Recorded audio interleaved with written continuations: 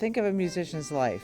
Very unstable employment, no 401ks, a lot of times no Social Security check because they're on an underground economy. No dental plan. Pretty much you're on your own. It's a very courageous choice to make. Someday, when I'm awfully low, when the world is cold. I'm still a singer, but I was a vocalist, singing 5 nights a week on the jazz circuit here in Philadelphia for like 20 years. I saw a lot of people in dire straits unnecessarily. A lot of top people made a lot of albums.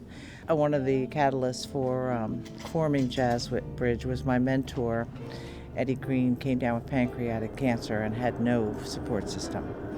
And at the same time he was dying, Muse Records came out with a box set of all his music, and he never saw a dime of that. And I decided after that experience, this has got to stop. There is nothing for me but to love you, and the way you look tonight. It can be, I have a bad tooth and I need a crown. It can be, I have a legal problem and I don't have anywhere to turn. It can be that they put their instrument in hock. We had one musician, a very well-known musician, who put his instrument in hock to buy medicine for his granddaughter. And he was playing a gig the next week and he needed his instrument. We paid to get it out. And some of the crises have been heartbreaking. Like we had a very well-known pianist who needed a liver transplant. We kept him on the liver transplant list, paying for his insurance. Whatever they need to keep going.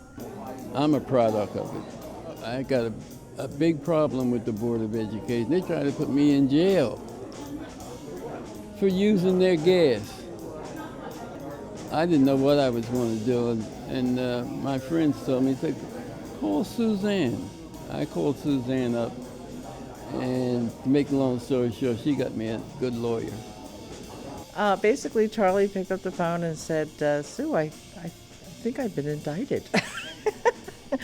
And I said, what? You're 89 years old. And he was being unjustly accused of stealing gas. He was with his long jazz cred, he was still working at the age of 89 for the school system in Camden as a gas jockey. It was one of these big blanket investigations by a grand jury that had been started by the state.